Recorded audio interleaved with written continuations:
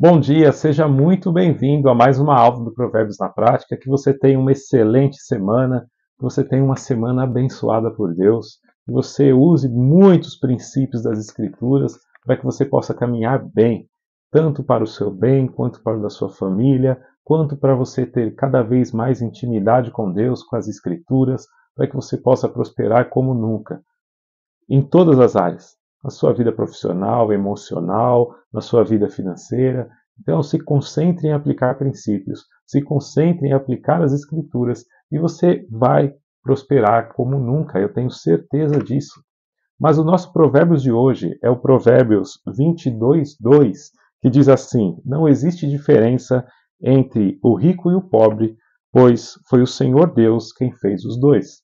Mas antes de entrarmos no Provérbios de hoje, eu quero te convidar para curtir, compartilhar, se inscrever no canal, deixar seus comentários aqui, para que a gente possa te conhecer melhor, porque isso também ajuda para que a plataforma entenda que este conteúdo é relevante e entregue para mais pessoas. Mas voltando para o nosso Provérbios de hoje, que é o 22:2, não existe diferença entre rico e pobre, porque foi o Senhor Deus quem fez os dois. Queridos, indo direto ao ponto, você sabe por que esse provérbio está aqui?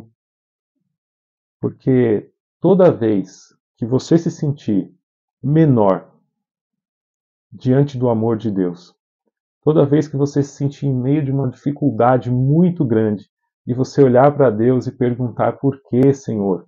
O que foi que eu fiz? Por que eu mereço isso? Será se eu deveria passar por isso? Toda vez que você olhar para Deus com esse tipo de sentimento, você lembre deste provérbio. Não existe diferença entre o rico e o pobre, porque foi o Senhor Deus quem fez os dois. Hoje em dia nós podemos observar uma corrente que quer demonstrar que ter recursos financeiros é prova do amor de Deus. Mas, queridos, não é assim que funciona. A maior prova do amor de Deus para as nossas vidas foi ter entregado o próprio Filho para morrer na cruz pelos nossos pecados. Isso por si só já bastaria, porque é a garantia de uma vida eterna, uma garantia de viver na eternidade ao lado do Pai, vivendo as bem-aventuranças e os prazeres que Deus tem reservado para nós. Agora, nesta vida existem muitas dificuldades. Por isso que o próprio Jesus disse: Nesta vida tereis aflições, mas tende bom ânimo, eu venci o mundo. Queridos, não se sinta menor nem abandonado por Deus em qualquer situação que você esteja passando. Deus não abandona nenhum dos seus filhos. E essa questão de que ter dinheiro é prova da bênção e do amor de Deus, olha, sim, Deus pode nos abençoar financeiramente, nós podemos crescer, prosperarmos financeiramente. Mas isso não significa que é prova do amor de Deus, porque tem muitas pessoas que crescem financeiramente e Deus não tem abençoado. Nem é prova do amor de Deus. Como alguém pode abençoar alguém que cresce financeiramente, é, sonegando impostos, ou pagando propina, ou recebendo propina? Como Deus vai abençoar esse tipo de riqueza?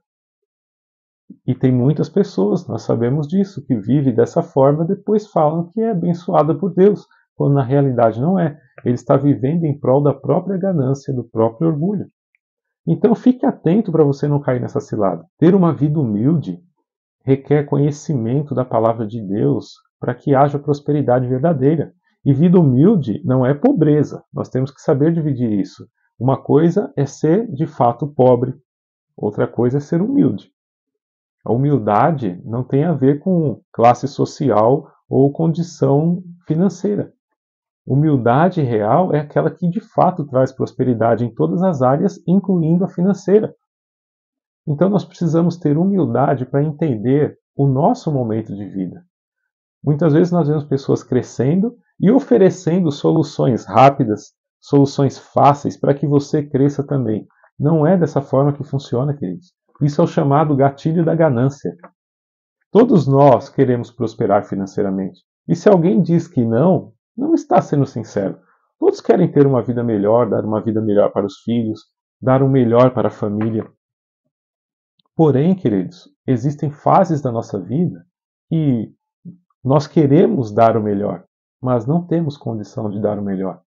E aí cabe uma reflexão com humildade. O que Deus quer me ensinar nessa hora? Veja só, existem vários exemplos nas Escrituras, começando por José. José estava bem com a sua família, com seus pais, com seus irmãos. De repente, os irmãos invejam José. José é vendido como escravo, vai trabalhar como uma espécie de mordomo na casa de um oficial do rei. E lá ele é acusado de ter assediado a esposa desse oficial, é mandado para a cadeia. E lá ele passa anos ali na cadeia. E veja só, queridos, ele estava sem família, sem dinheiro, não tinha ninguém para visitar e não tinha feito nada errado. Então significa que nessa hora Deus não tem amor por José? Muito pelo contrário. Deus tem um plano maior para a vida dele. E coube José humildemente não abandonar os princípios e valores que Deus nos ordena. E Deus o tirou dessa situação. Quando ele começou a interpretar sonhos, Faraó tinha um sonho que ninguém conseguia interpretar, chamou José, José foi lá, interpretou, e ele foi colocado como o segundo no reino, só abaixo do Faraó. Um homem que nem daquela terra era. Veja só como Deus pode mudar a nossa realidade do dia para a noite. Seria muito fácil, queridos, eu falar para você assim: me acompanhe que eu vou te mostrar como eu ganhei meu primeiro R$ 1.000.000 usando princípios das Escrituras. Eu tenho certeza que estaria cheio de pessoas aqui para assistir e para saber como é que faz para ganhar R$ 1.000.000 usando os princípios das Escrituras. Só que este não é o caminho. Para você ganhar o seu R$ 1.000.000, não tem nenhum problema. Mas também não tem problema se não ganhar. Você pode ser próspero mesmo assim. Mas nós colocamos como régua a régua dos outros. E por isso a nossa vida acaba não prosperando de fato, queridos. Nós ficamos focados naquilo que não tem valor nenhum. Antes, Deus quer mudar o seu coração, mudar a sua mente e te preparar para os próximos níveis. Você pode prosperar sim, mas sem mudar o seu coração e a sua mente, você vai cair nessas ciladas de internet, ou na mentira de amigos, ou em propostas que são duvidosas. Queridos, Deus te ama. Não saia do caminho. Não deixe de andar com princípios. Deus tem um plano para a sua vida. Para Deus não existe diferença entre rico e pobre, porque foi Deus que fez os dois. Então, quando você estiver fazendo uma autoavaliação, que você começar a se sentir vítima da situação, largado por todos e abandonado por Deus, pense nesse provérbio. Para Deus não existe diferença. Deus não faz acepção de pessoas. Não pense que Deus está abençoando mais alguém que tem mais recursos agora do que você, que talvez esteja numa situação muito complicada. Aprenda com o que está acontecendo. Busque nas Escrituras respostas, mas continue firme. Não se venda por nada. Hoje em dia as pessoas se vendem por muito pouco.